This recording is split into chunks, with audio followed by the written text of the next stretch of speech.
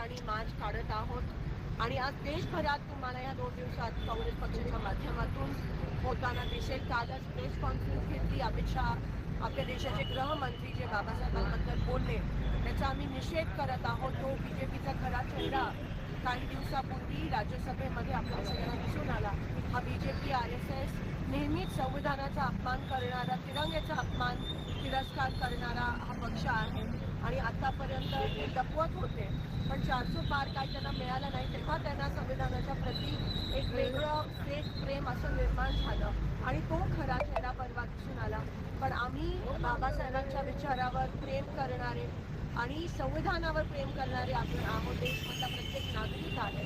हा देशाचा अपमान आहे, हा भारत देशाचा अपमान आहे, संविधानाचा अपमान आहे. ज्या RSS आणि भाजपने संविधान कचरा आहे असं म्हटलेलं, तिरंगा हा अशुभ आहे असं म्हटलेलं, आता अचानक त्यांना प्रेम आलं आणि पण तरीही खरा चेहरा त्यांचा परवा एक्सपोज झाला. आम्ही त्यांना एवढंच सांगू शकतो की आम्हाला तुमचा स्वर्ग नको. बाबासाहेबांनी जे श्रम केले, जे संविधान दिलं, जे प्रत्येक मागासलेल्या प्रत्येक दीन दलित गोर गरिबाला ताकद दिली आणि आज आम्ही त्याचा प्रयत्न, संविधान हे प्रत्येक घरापर्यंत हा एक अतिशय संवेदनशील विषय आहे, इमोशनल विषय आहे.